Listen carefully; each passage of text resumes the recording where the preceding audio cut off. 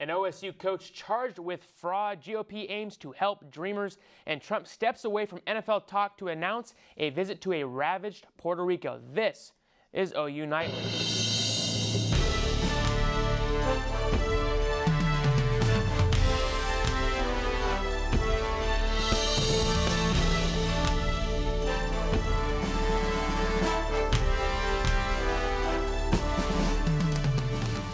An Oklahoma State basketball coach is under arrest tied to a nationwide FBI crackdown on college athletic corruption. Lamont Evans, an assistant coach for the Cowboys, is among 10 men charged today with using bribes to influence star athletes' choice of schools, shoe sponsors, and more. James Gatto, the director of global sports marketing for basketball at Adidas, as well as others, allegedly funneled $100,000 to the family of a high school athlete to gain his commitment. That was to ensure he played for an Adidas-sponsored division and signed with Adidas once he became a professional. Prosecutors say Evans bragged about being able to steer young athletes toward prospective agents and solicited at least $22,000 over the last 2 years. Oklahoma State has since suspended Evans. In hopes of winning over conservatives, 2 GOP senators unveiled a new proposal that will potentially help Dreamers. The bill, known as the Succeed Act, will create a qualified pathway to citizenship for Dreamers, but won't allow them to sponsor family members in the U.S. The bill's sponsors are Oklahoma Senator James Lankford and Tom Tillis of North Carolina. So when we put the Succeed Act together, we took into consideration a basic fact. In American law, we don't hold children accountable for the actions of their parents. The new bill, which initially creates a 15-year path to citizenship, is similar to past proposals addressing rights for undocumented immigrants. To qualify for the new Succeed Act, the person must pass a thorough background check, obtain a high school diploma, and pay off any back taxes. Lankford says President Donald Trump suggested during a phone call with him that he was very supportive of the proposed bill. To be eligible under the Succeed Act, an immigrant has to have been in the U.S. since June 15, 2012, the start of the Deferred Action for Childhood Arrivals Act. And defense attorneys for accused murderer Alton Nolen are presenting their case this week at the Cleveland County Courthouse. OU Nightly's Savannah Cozette is at the trial and has this report. Thanks, guys. We are in the second week of the Alton Nolen trial, and just to catch you up, he is charged with first-degree murder by beheading along with 5 counts of assault. Prosecutors are seeking the death penalty. Today, the defense is arguing that claim with forensic psychiatric findings that Nolen was mentally ill at the time of the offense. If the jury finds Nolen not guilty by reason of insanity, he will be sent to the state's mental health facility, possibly for life. The trial could conclude next week. Savannah Cozette, OU Nightly. And Aniq Zoha joins us in the News Center with more on Hurricane Maria's damage. Aniq. Thanks, Ashley. President Trump announced late this afternoon that he will visit Puerto Rico next Tuesday. The Category 4 Hurricane Maria left the territory without power and with little food and water. Conditions are described as apocalyptic with at least 10 deaths recorded. Maria's onslaught has left Puerto Ricans wondering how long reconstruction will take. And speaking of the president, people say he's more concerned with recent NFL protests than anything else.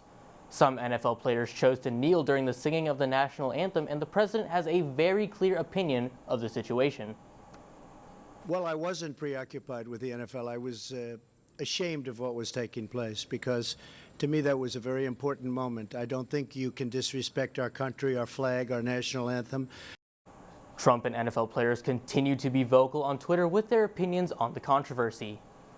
Senate leadership decides not to bring the doomed Graham-Cassidy healthcare reform bill to a full vote at the Senate.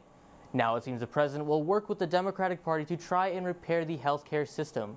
The GOP plans to try again for repeal in 2019. And actually, the Saudi Arabian government announced that women will be allowed to drive by next summer.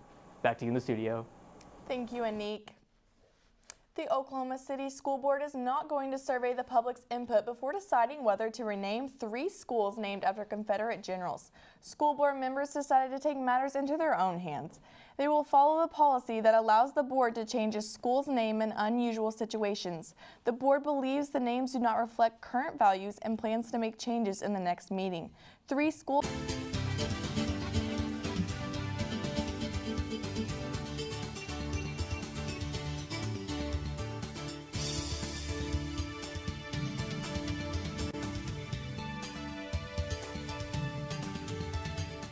Welcome back. Many Oklahoma residents are out of work, even at a time when the state's unemployment rates are low. 25% of residents between 25 and 54 do not have a job, according to a study conducted by the Brookings Institute. The problem is not a lack of jobs, it is a lack of qualified applicants. Opioid use has plagued the state and is keeping people from getting jobs. Adding to that, Oklahoma is the worst in the U.S. for the use of painkillers without a medical condition. Poor health, education, and prison records are among other factors.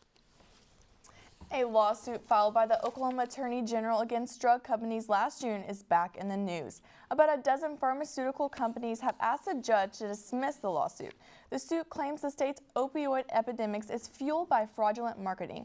The companies filed a legal brief saying they complied with the U.S. FDA requirements to warn the public of potential risk with their drugs. And Olivia Whitehead is in Tech Report, has information on the brand new Apple Watch. Olivia? A new year, a new Apple Watch. The Apple Watch Series 3 is now cellular, allowing users to make calls and send messages without needing a device. The product has a stronger focus on health with elevated heart rate detection. Apple's working with Stanford University researchers to launch a program that will detect arrhythmias. It was released on Friday, costing $399 with a cellular connection.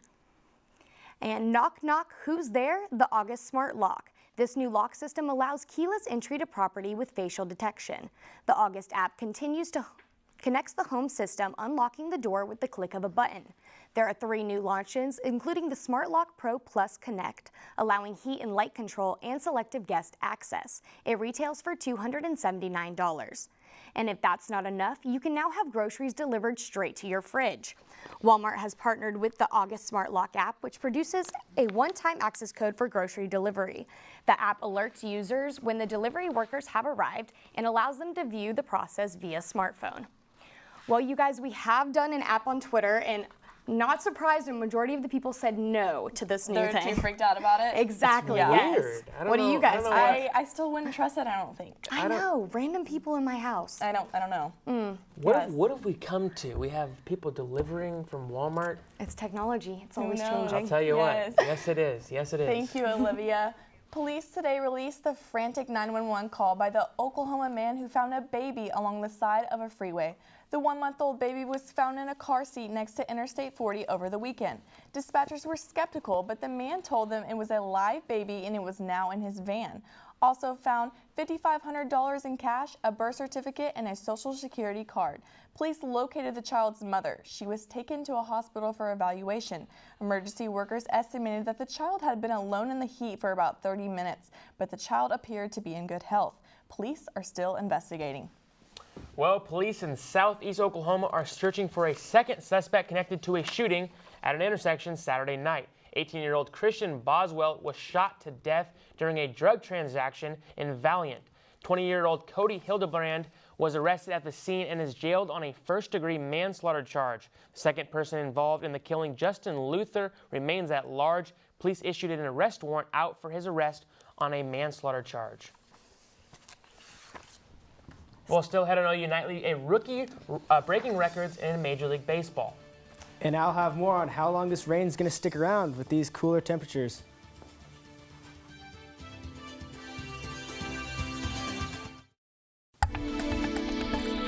Welcome back, folks. And this has been the scene for much of the day here in Norman. You can see some of the rain falling. It has been doing that since last night around 10 o'clock. It's been a muggy, cool though, but rainy day for us here in Norman. Now, this is all because of a cold front that we had moving through from last night. Here it is. That's the culprit. Brought us the cooler temps, brought us the rain, and it's going to continue to do that on into tomorrow. You see, we're going to have rain roughly until tomorrow afternoon, early evening time, and then by the time we get closer to the weekend, we're going to have this nice high pressure system set up in West Kansas, and that is going to keep us dry but still cloudy for the rest of the week. Now here's our rainfall for the past 24 hours, almost an inch in Norman. We're expected to get more, 1.5 inches close to it in Oklahoma City, out in Enid as well. For the next day or so, here's what we're looking at. A lot of rain out here and towards southwest Oklahoma and central Oklahoma, another 1.5 inches here in Norman. So we could see a little bit of flooding issues possibly here around campus where the streets don't drain as well. But you know what? It has brought along some beautiful temperatures for us. 66 degrees in Norman, 64 in OKC. Just wonderful compared to yesterday. I mean, look at these 24-hour temperature changes. 18-degree drop thanks to that cold front we had moving through. Tonight, though, 62 is going to be our low, just shy above normal of 59. Winds north-northeast, 10 to 15 miles an hour. That's going to be the case really for the whole night. We're going to have the rain stick around. The winds are going to be moving. And on into tomorrow, the winds still coming out of the north. We're going to only warm up to about 67 tomorrow. Nice, well below normal of 81 degrees. Those north-northeast winds going to keep us cool. The rain also going to keep us cool, and that cloud cover, though it should start to break up come Thursday. Tomorrow, rain and clouds sticking around. Fall day, some sun peeking out on Thursday, and we're going to be warming back up close to the 80s on Sunday. And then the beginning of next week, we're going to see those 80-degree temperatures start coming back. So we're not entirely away from the heat, but this sure really is a wonderful break, if you ask me. I know the rain's kind of a pain, but Yeah, I'll take the cooler temperatures. I don't know if I like the rain or not. Yeah, I guess it's going to continue for tomorrow, though. Yeah, it'll be continuing through tomorrow, but we'll get a nice break from the rain after tomorrow. Okay.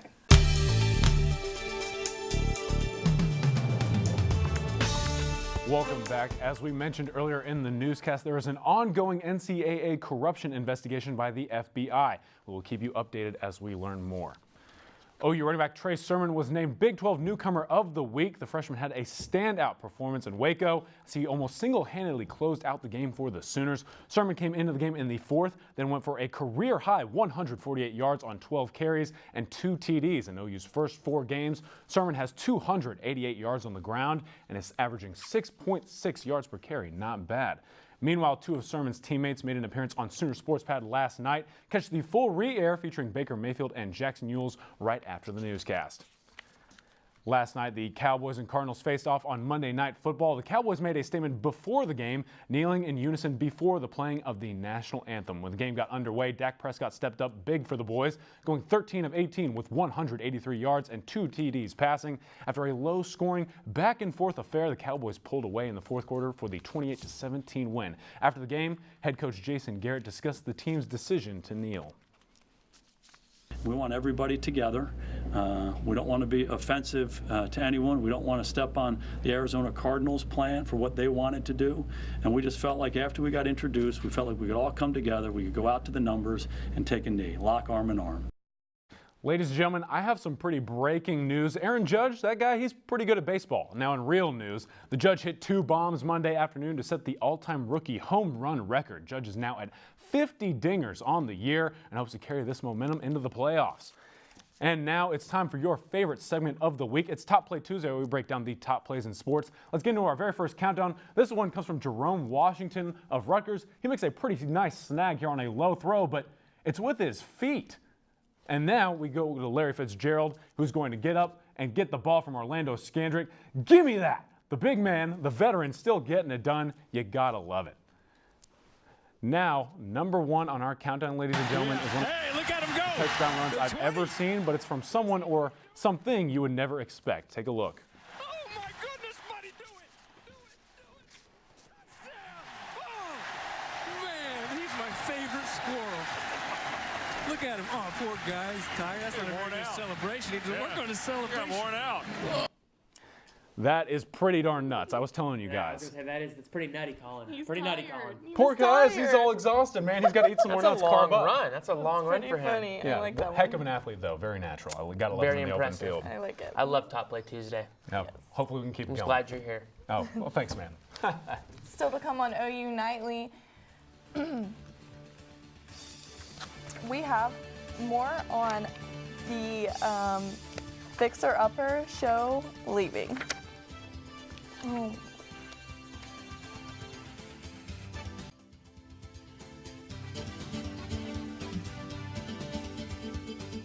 I'm Lauren Linville at the Update Desk. Equifax CEO Richard Smith stepped down today. Less than 3 weeks ago, the company revealed a hack to its computer system that uncovered personal information of 143 million Americans.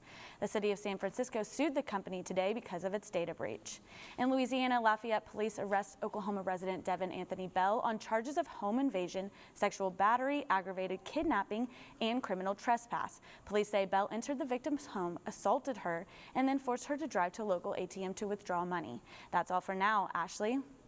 Thanks, Lauren. And if you're a HGTV Fixer Upper fan, I hate to be the bearer of bad news, but the show will conclude after season 5. Some good news, the new season is set to premiere in November. The pair said they decided to end the series in order to focus on their businesses and family. And I love that show. My You parents do? love That's it too. awesome. I do. I'm going to admit it. Well, Andrew is back for a weather tidbit of the day. What do you got? All right, so here's our little weather bit of the day. This is some flooding on the reserves at Stinson here in Norman. That was taken by Marissa Nuzzo, and that's what you can expect with all the rain we're having. Well, thanks for watching OU Nightly, brought to you by the Gaylord College of Journalism here at the University of Oklahoma. We'll see you back here tomorrow night live at 4:30. Have a great evening. Good night.